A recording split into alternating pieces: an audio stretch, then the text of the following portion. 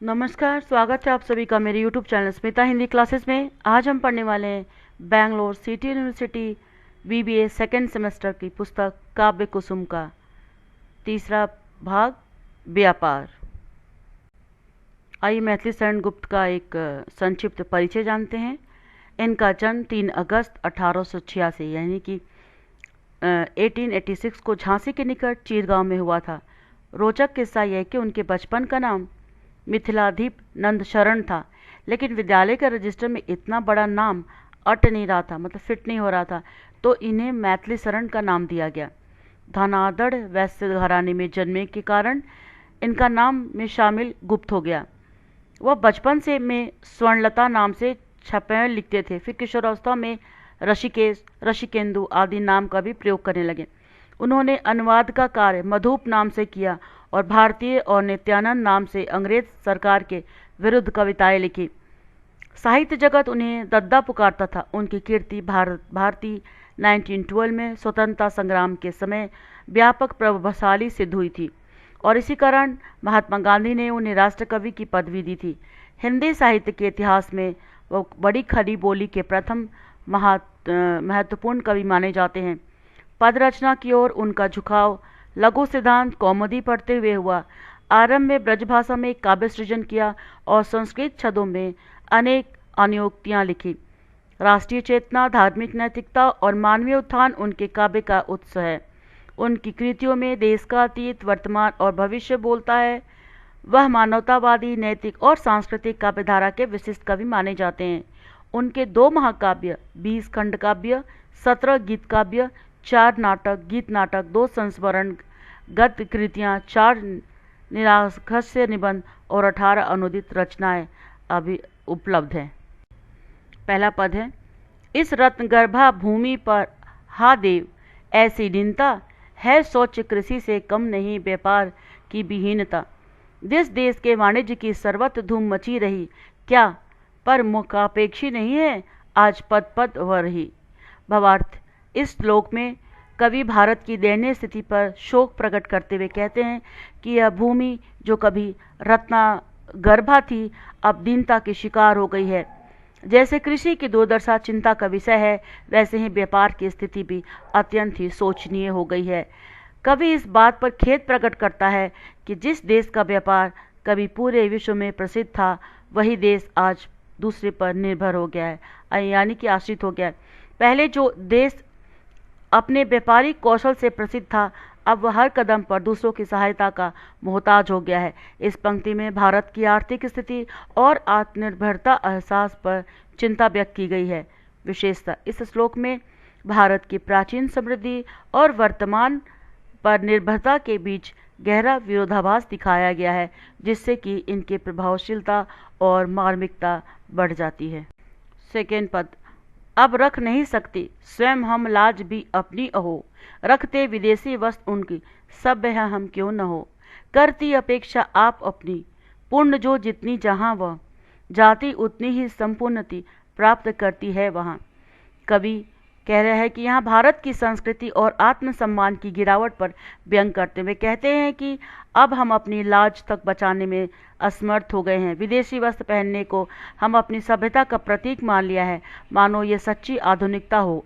कवि आगे कहता है कि जो जाति, वेश और अपनी आवश्यकताओं की पूर्ति स्वयं करता है, वही समृद्धि और उन्नति को प्राप्त करता है, परंतु जो पर निर्भर है वो पिछड़ जाता है। इस प्रकार आत्मनिर्भरता को समृद्धि का आधार बताया गया है। विशेषतः इस श्लोक में कवि ने देशवासियों की मानसिकता पर करारा व्यंग किया है और आत्मनिर्भरता के महत्व को प्रभावी ढंग से प्रस्तुत किया है।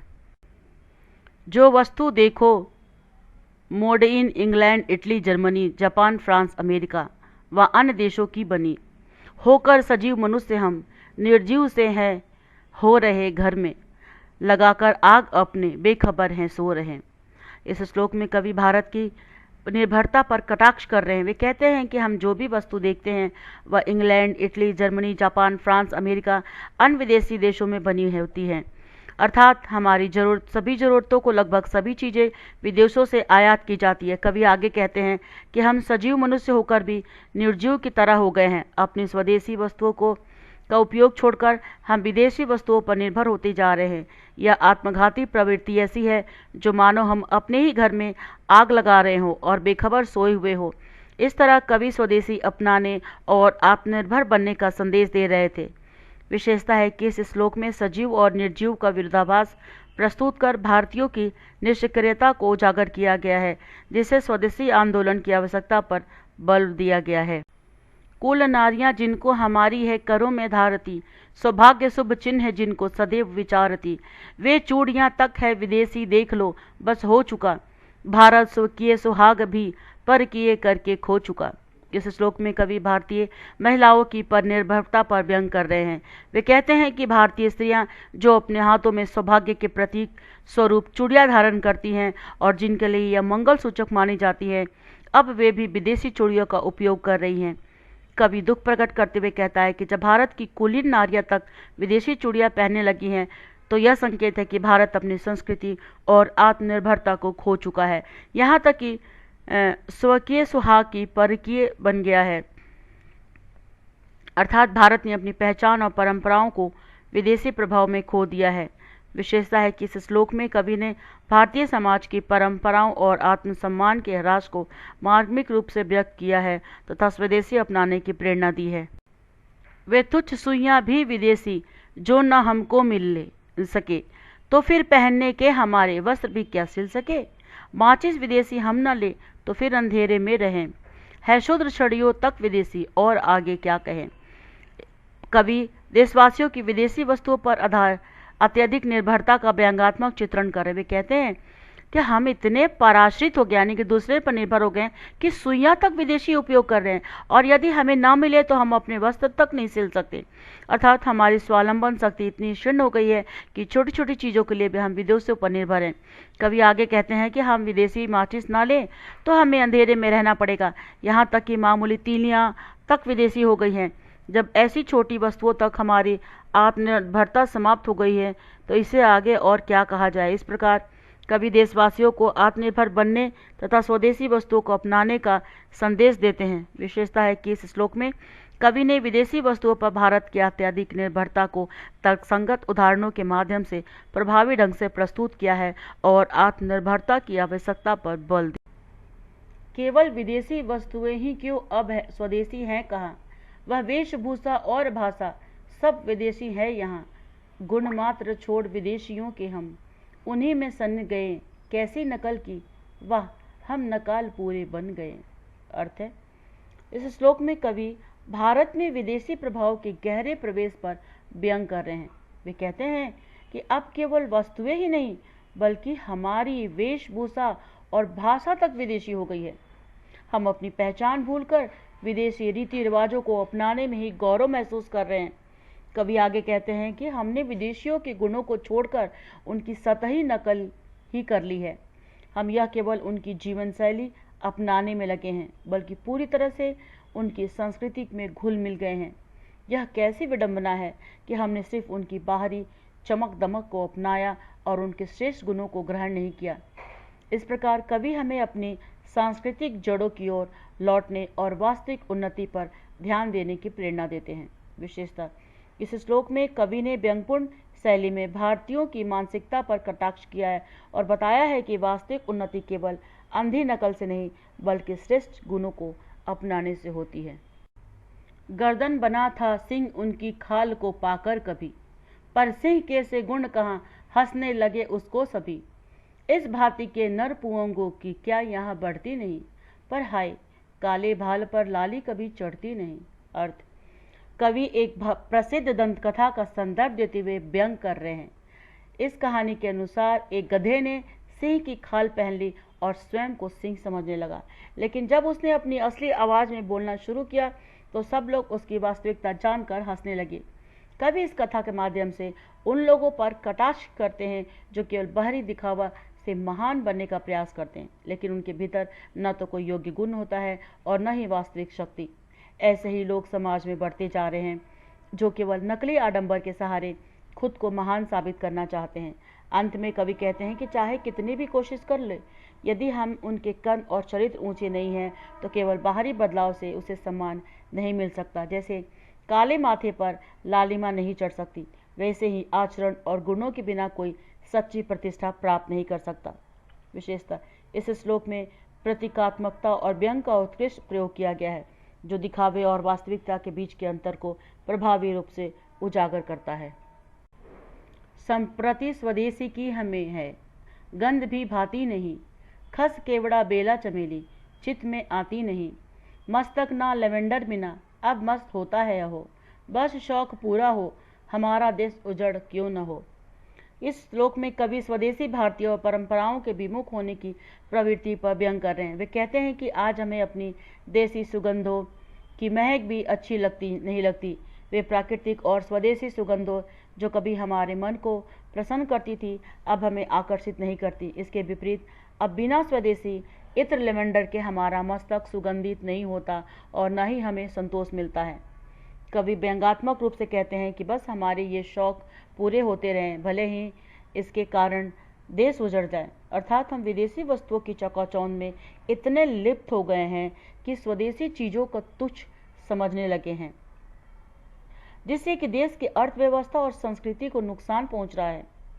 इस श्लोक में कवि ने सुगंध को प्रतीक बनाकर भारतीयों की मानसिकता पर एक तीखा व्यंग किया है और बताया है कि कैसे विदेशी चीज़ों के प्रति अंधा मोह हमारे स्वदेशी विरासत को मिटा।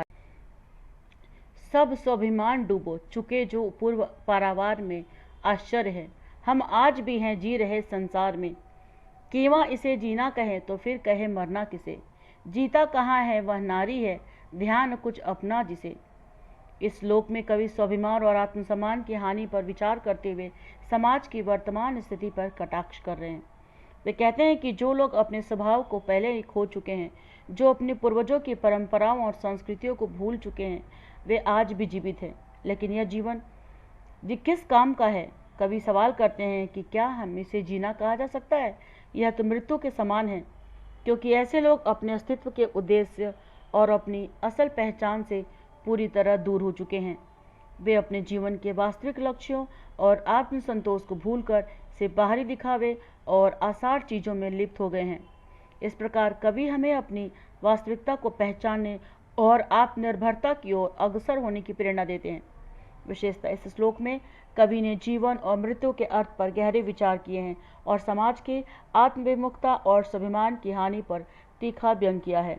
यह कविता जागरूकता का संदेश देती है कि केवल शारीरिक अस्तित्व का कोई मूल नहीं, जब तक कि व्यक्ति अपने आत्मिक और सांस्कृतिक अस्तित्व को पहचानता नहीं। आते विदेशों से यहाँ सब वस्तुएं व्यवहार की, धन्य धान्य जाता है यहाँ से यह दशा व्यापार की। कैसे ना फैलते दीनता, कैसे ना हम भूखे मरे, ऐसी दशा में देश की भगवान ही रक्षा करे। कवि भारत की आर्थिक और व्यापारिक स्थिति पर चिंता व्यक्त करते हैं। वे कहते हैं कि आजकल अधिकांश वस्तुएं विदेशों से आयात हो रही हैं, जबकि हमारी खुद की संपत्ति जैसे धन और अनाज विदेशों से भेजी जा रही हैं। इस स्थिति में व्यापार की दशा अत्यंत दीन हो चुकी है। कवि आगे कहते हैं कि जब हम अपनी आवश्यकताओं के लिए विदेशी वस्तुओं पर निर्भर हैं और अपने संसाधनों को बाहर भेज रहे हैं, तो हमारी स्थिति और भी दयनीय हो रही है। भूख और दरिद्रता का सामना करना पड़ रहा है। ऐसी अवस्था में कवि विश्वास व्यक्त करते हैं कि केवल भगवान ही ऐसे देश की रक्षा कर सकते हैं। विशेषतः कवि ने भारत की अर्थव्यवस्था और व्यापार की दयनीय स्थिति को प्रभावी ढंग से चित्रित किया है और विदेशी निर्भरता के नकारात्मक प्रभाव को उजागर किया है। यह श्लोक आत्मनिर्भरता की आवश्यकता और देश की अर्थव्यवस्था को सशक्त बनाने का संकेत देता है। जिस वस्तु को हम दूसरे को बेचते हैं एक में, लेते उसी को 20 में है डूबकर अविवेक में। जो देश कच्चा माल ही उत्पन्न करके शांत है, उसका पतन एकांत है, सिद्धांत यह निभ्रांत है। कवि इसमें भारतीय व्यापारिक नीति और देश की आर्थिक स्थिति पर आलोचना कर रहे हैं। वे कहते हैं कि हम जो वस्तु दूसरों को एक कीमत पर बेचते हैं, वही वस्तु हमें 20 गुना अधिक कीमत पर खुद खरीदनी पड़ती है। तो यह दिखाता है कि हम अपने संसाधनों का गलत तरीके से इस्तेमाल कर रहे हैं और बिना सोचे समझे विदेशी देशों के प्रभाव में आकर अपने व्यापार में नुकसान उठा रहे हैं। कवि कहते हैं कि जो देश केवल कच्चे माल का उत्पादन करता है और उसे शांति से निर्यात करता है, वह देश कभी उन्नति नहीं कर सकता, क्योंकि कच्चे माल का निर्यात करने से केवल अन्य देशों को लाभ होता है, जबकि हमारे देश आर्थिक दृष्टि से पीछे रह जाता है। यह सिद्धांत है कि केवल कच्चे माल का उत्पादन और निर्यात करके उन्नति संभव नहीं है। विशेषता है कि भारत के कच्चे माल की निर्भरता पर और व्यवहारिक विवेकहीनता की आलोचना की है और यह संदेश दिया है कि आत्मनिर्भरता और औद्योगिक विकास के लिए बिना कोई भी देश सशक्त नहीं बन सकता। राली ब्रदर इत्यादि को हम बेचते जो माल है, लेते वही 15 गुने तक मूल्य में तत्काल है। आता विलायत से यहाँ माल नाना रूप में, आश्चर्य क्या फिर हम पड़े हों जो अंधेरे कूप में। कवि भारत की व्यापार नीति और विदेशी वस्तुओं के प्रति निर्भरता पर फिर से आलोचना कर रहे हैं। वे कहते हैं कि हम जो माल विदेशों से बेचते हैं, वह वस्तु जब हमारे पास आती है तो उसकी कीमत 15 गुना तक बढ़ जाती है। यह दिखाता है कि हम अपने संसाधन का उचित उपयोग नहीं कर रहे हैं और व्यापार में विवेकहीनता तरीके से काम कर रहे हैं। कवि आगे कहते हैं कि जब तक यह माल विलायत से यहाँ आता है तब तक वह नाना रूपों में आता है और हमें अंधेरे कूप में फंसा हुआ प्रतीत होता है। इसका अर्थ है कि हम विदेशी वस्तुओं के प्रभाव में आकर अपनी पहचान खो रहे हैं और अज्ञानता के अंधकार में रह रहे हैं। विशेषता, कवि ने भारत की व्यापारिक विवेकहीनता और विदेशी वस्तुओं पर अत्यधिक निर्भरता की कड़ी आलोचना की है। यह श्लोक आत्मनिर्भरता और स्वदेशी वस्तुओं के उपयोग को प्रोत्साहित करने का संदेश देता है। हम दूसरों को 500 की बचत बेचते हैं, अब रुई सानंद करते हैं कि हमको आय क्या अच्छी हुई। पर दूसरे कहते हैं कि ठहरो, वस्त्र हम लाएंगे, तब और 4500 लेकर तुम्ही से जाएंगे। कवि भारतीय व्यापारिक नीति और विदेशी वस्तुओं की खरीद फरोख्त पर टिप्पणी करते हैं। वे कहते हैं कि जो हम रुई दूसरों को 500 में बेचते हैं ना, हम खुश होते हैं और मानते हैं कि हमें अच्छा लाभ हुआ है, लेकिन वास्तव में वही वस्त्र जो उस रुई से विदेशी से हमारे पास बन के फिर हम आते हैं और उसकी कीमत 4500 तक पहुंच जाती है। यह दिखाता है कि हम अपनी कच्ची वस्तुएं सस्ते में बेचकर नुकसान उठा रहे हैं और विदेशों से तैयार माल महंगे दामों में खरीद लेते हैं। यह हमारे व्यापार की असफलता, विवेकहीनता को उजागर करता है। विशेषता, इस श्लोक में कवि ने कच्चे माल की कम कीमत पर बिक्री और तैयार वस्त्रों की अधिक कीमत पर खरीद के व्यापारिक असंतुलन की आलोचना की है। आत्मनिर्भरता की आवश्यकता और देश के संसाधनों के सही उपयोग को दर्शाता है। हाँ, आप आगे दौड़कर हम दीनता को ले रहे, लेकर खिलौने कांच अधिक अन्न धन है दे रहे। आवश्यक पदार्थ अपने यदि बनाते हम यही तो हानि होकर हमारी दुर्दशा होती नहीं। इस श्लोक में कवि भारतीय समाज की स्थिति पर चिंता व्यक्त कर रहे हैं। वे कहते हैं कि हम अपनी दुर्बलता, दीनता को स्वीकार कर रहे हैं और इसके बदले हम अपनी जरूरतमंदों को महत्वपूर्ण सामान विदेशों से मंगवाते हैं। कवि यह सवाल उठाते हैं कि अगर हम अपनी आवश्यक वस्तुएं यहाँ खुद बनाते हैं तो हमें हानि नहीं होगी, हमारी हालत इतनी बुरी न होती, क्योंकि हमारे पास अपनी सामग्री और संसाधन होते जिनका हम सही उपयोग कर सकते थे। विशेषता, इस श्लोक में कवि ने स्वदेशी वस्त्रों और उत्पादन के महत्व को रेखांकित किया है। यह श्लोक आत्मनिर्भरता की प्रेरणा देता है, साथ ही यह दिखाता है कि केवल निर्भरता और विदेशी वस्तुओं की अंधी नकल से देश की स्थिति सुधरने वाला नहीं है। लेकर विदेशी टीन हम सानंद चांदी दे रहे, देकर तथा सोना निरंतर है गिलट हम ले रहे। हम कांच लेकर दूसरे को दे रहे हीरे खरे, निज रक्त के बदले मादोक्त ले रहे। हाँ हरे, क्या इस पुरातन देश में था समय ऐसा भी कभी, अपनी प्रयोजन पूर्ति जब करते थे स्वयं थे हम सभी। हाँ, यह न होता तो कभी का नाश हो जाता यहाँ, इसका अभी तक चिन्ह क्या दृष्टि में आता नहीं। इस श्लोक में कवि भारत की आर्थिक और सांस्कृतिक स्थिति पर आलोचना कहते हैं कि हम विदेशी टीम लेकर खुशी खुशी चांदी बेच रहे हैं और साथ ही सोने के बदले गिलट यानी कि सस्ता सोना, जो सोने जैसा होता है पर सोना नहीं होता, खरीद रहे हैं। हम कांच की वस्तुएं लेकर दूसरों को दे रहे हैं, जबकि वास्तविक हीरे को अपनी जरूरत के लिए छोड़ रहे हैं। यहाँ तक कि हम अपने खून की कीमत पर मदिरा ले रहे हैं, जो हमारी मानसिकता और मूल्यहीनता का प्रतीक है। कवि यह सवाल उठाते हैं कि क्या कभी इस पुरातन देश में ऐसा समय भी था जब हम अपनी जरूरतों को स्वयं पूरा करते थे, जब हम आत्मनिर्भर थे और अपने प्रयासों से सभी समस्याओं का समाधान करते थे। वो यह भी कहते हैं कि अगर हम उस आत्मनिर्भरता को न छोड़ते तो हमारा देश कभी नष्ट नहीं होता और हमें आज भी हमारी पहचान और संस्कृति का चिन्ह दिखाई देता। विशेषता भारत के आत्मनिर्भरता की गिरावट को तीखे और प्रभावी शब्दों में कवि ने व्यक्त किया है। यह श्लोक देशवासियों को अपनी सांस्कृतिक और आर्थिक स्वतंत्रता की याद दिलाता है, साथ ही आत्मनिर्भरता की दिशा में काम करने की प्रेरणा देता है। जो दिव्य दर्शन शास्त्र की विख्यात है जन्मस्थली, जहां पर अंकुशित हो सभ्यता फूली फली, संगीत कविता शिल्प की जननी वही भारत मही होगी जिसे स्पर्धा कहे जो पर मुखापेक्षी रही। कवि भारत की ऐतिहासिक और सांस्कृतिक महिमा का बखान कर रहे हैं। वे कहते हैं कि भारत यह पवित्र भूमि है जहां दिव्य दर्शन और शास्त्रों का जन्म हुआ, जहां सभ्यता का प्रारंभ हुआ था। यहाँ भूमि संगीत कविता और शिल्प की जननी है। कवि यह सवाल उठाते हैं कि उस भारत की तुलना किसी से कैसे की जा सकती है जो स्वाभाविक रूप से महान और समृद्ध था और जिसके पास आत्मनिर्भरता और आत्मसम्मान की भरपूर शक्ति थी। ऐसे भारत को परायपन की ओर अग्रसर करना कोई भी सही नहीं ठहरा सकता। विशेषता कवि ने भारत की प्राचीन और गौरवमयी सांस्कृतिक धरोहर को पुनः जागरूक करने का प्रयास किया है। यह श्लोक आत्मसम्मान स्वदेशिता और आत्मनिर्भर के महत्व को रेखांकित करता है और यह बताता है कि भारत का ऐतिहासिक गौरव किसी भी बाहरी ताकत के सामने कम नहीं हो सकता। इतिहास में इस देश की वाणिज्य वृद्धि प्रसिद्ध है। अन्याय देशों से संबंध इसका सिद्ध है।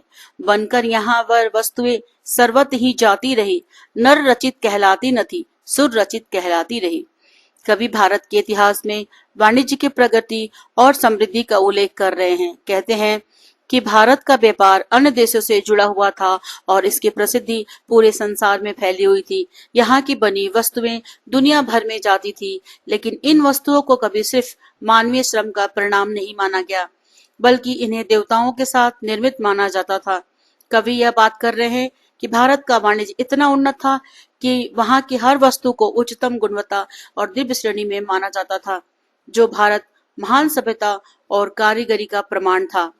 इस श्लोक में कवि ने भारत की वाणिज्यिक शक्ति और कारीगर के इतिहास को रेखांकित किया है। यह श्लोक भारत के ऐतिहासिक गौरव और सांस्कृतिक परंपराओं के प्रति गर्व को व्यक्त करता है और यह बताता है कि भारत का व्यापार और शिल्प पूरे विश्व में सम्मानित था। हिंदू कला कौशल पर संसार मुग्ध बना रहा, जग में बिना संकोच सबने अद्वितीय इसे कहा। हारूशीद तथा प्रतापी शार्लमेगन की सभा है हो चुकी विस्मित निरखर कर भारतीय पट प्रभा। इस श्लोक में कवि ने भारत की कला और कौशल की महिमा का वर्णन किया है। वे कहते हैं कि भारत की कला और कारीगरी पूरी दुनिया में आकर्षित किया है और इस संसार पर मुग्ध होकर भारत की कला को अद्वितीय मानने लगा है। हारूशदीद और शार्लमेगन की सभाओं का उल्लेख करते हुए बताते हैं कि इन महान शासकों की सभाएं भी भारतीय कला और कारीगरी के प्रभाव से चमत्कृत हो चुकी थी। विशेष रूप से भारतीय पट प्रभा ने इस सभाओं को विस्मित कर दिया था। विशेषता कवि ने भारतीय कला शिल्प और कौशल की अप्रतिम महिमा का चित्रण किया है और इसे वैश्विक स्तर पर सराहे जाने का संदर्भ दिया है। यह श्लोक भारत के सांस्कृतिक गौरव और उसकी समृद्धि कारीगरी पर गर्व व्यक्त करता है, जिसे विदेशी शासकों और सभाओं ने भी सराहा था। सब वस्तुएं उपहार के ही योग्य बनती थी यहाँ, संसार में होती उन्हीं की मांग देखी थी जहाँ। अब तब तो अतुल वैभव रहा, त्रुटि थी न कोई आय में, सच है कि रमती रमा वाणिज्य व्यवसाय में। कवि यह बताते हैं कि भारत में प्रत्येक वस्तु इतनी गुणवत्तापूर्ण होती थी कि वह पूरी दुनिया के में उपहार के रूप में दी जाने वाली योग्य थी। भारत की वस्तुओं की मांग दुनिया भर में थी क्योंकि वे उत्तम और मूल्यवान थी। कवि यह भी कहते हैं कि तब भारत का वाणिज्य और व्यापार इतना समृद्ध था कि किसी प्रकार की आर्थिक कमी या कोई त्रुटि यानी कि कमी थी ही नहीं। भारत में व्यापार और वाणिज्य इतना अद्वितीय वैभव था कि इसे देवी लक्ष्मी का वास माना जाता था, जो समृद्धि और व्यापार की देवी मानी जाती हैं। विशेषता भारत की ऐतिहासिक समृद्धि और व्यापार की स्थिति को रेखांकित किया है। यह श्लोक दिखाता है कि भारत का व्यापार और वाणिज्य न केवल प्रौद्योगिकी और कला में उत्कृष्ट था, बल्कि यह पूरी दुनिया में समृद्ध और वैभव का प्रतीक था। है आज का कश्मीरे विदेशी, नाम पर जिसके चले, बनते दुशाले हाय ये कश्मीर में कैसे भले।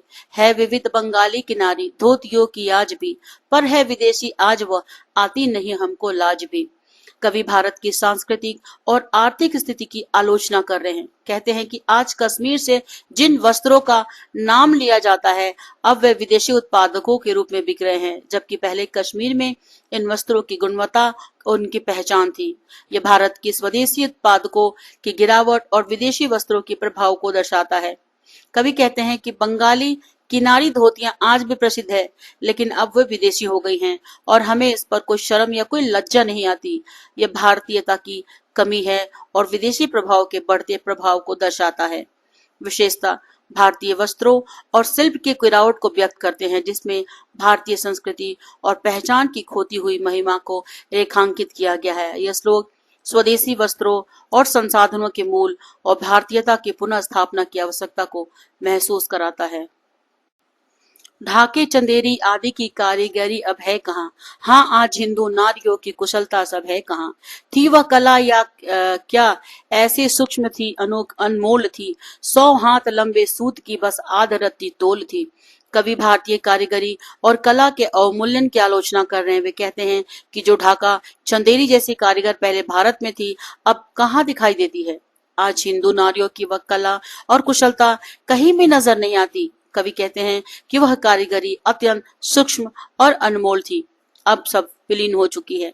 उदाहरण के रूप में कहते हैं कि चंदेरी और ढाका जैसे कारीगर इतने महीन कताई और बुनाई करते थे कि 100 हाथ लंबे सूत का केवल आधी रत्ती में ही उपयोग होता था, जो कि उसकी बारीकी और मूल्य को दर्शाता है। विशेषता भारतीय कारीगरी और शिल्प के उच्चतम मानकों को खोने की स्थिति को प्रदर्शित करता है।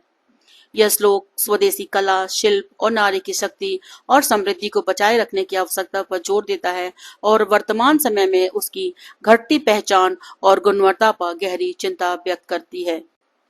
रखा नली में बांस की थी जो थान कपड़े का नया आश्चर्य, अंबारी सहित हाथी उसी से ढक गया। ये वस्त्र कितने सूक्ष्म थे, कर लो कई तिनकी तहे, शहजादियों के अंग भी झलकते जिन पे रहे।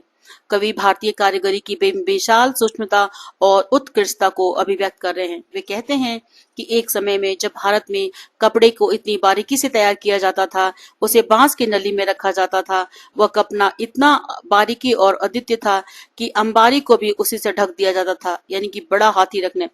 कवि बताते हैं कि इन वस्त्रों की सूक्ष्मता इतनी थी कि एक कपड़े की कई तहें बनाकर भी शहजादियों के अंग की रेखाएं झलकती थी। यह भारतीय वस्त्रों की बारीकी और गुणवत्ता को दर्शाता है, जो अब समय के साथ कहीं खो गया है। विशेषता कवि ने भारतीय शिल्प और कारीगर की अद्वितीयता को उजागर किया है, जो अपने सूक्ष्मता और गुणवत्ता के कारण वैश्विक स्तर पर प्रसिद्ध थी। यह श्लोक भारतीय कला कारीगरी के प्रति सम्मान और गर्व को व्यक्त करता है और हमें याद दिलाता है कि उच्चतम स्तर की कला अब दुर्लभ हो चुकी है। थे मुग्ध वस्त्रों पर हमारे अन्य देसी सर्वथा, यूरोप के ही साहबों को हम सुनाते हैं कथा।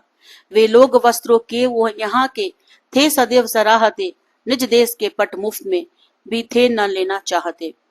कवि भारतीय वस्त्रों की प्रख्यात गुणवत्ता और विदेशी सराहना की बात कर रहे हैं। वे बताते हैं कि हमारे देश में वस्त्र इतने शानदार थे कि अन्य देशों के लोग, विशेषकर यूरोप के शासक, उनकी प्रशंसा करते थे।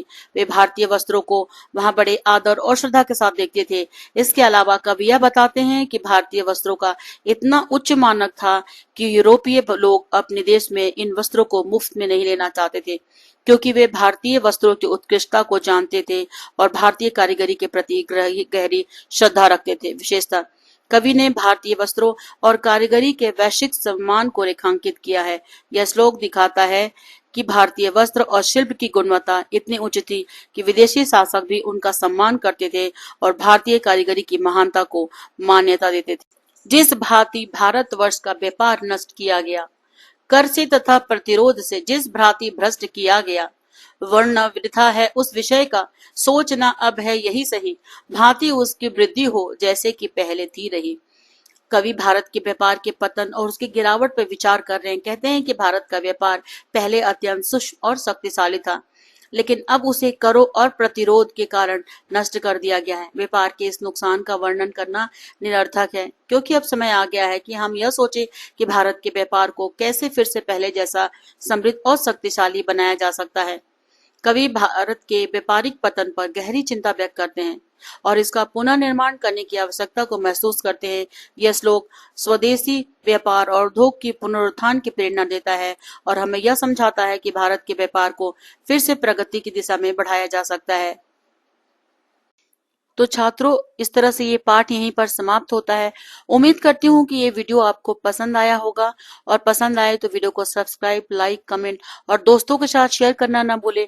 फिर मिलते हैं नेक्स्ट वीडियो में, और वीडियो देखने के लिए आपका बहुत बहुत धन्यवाद।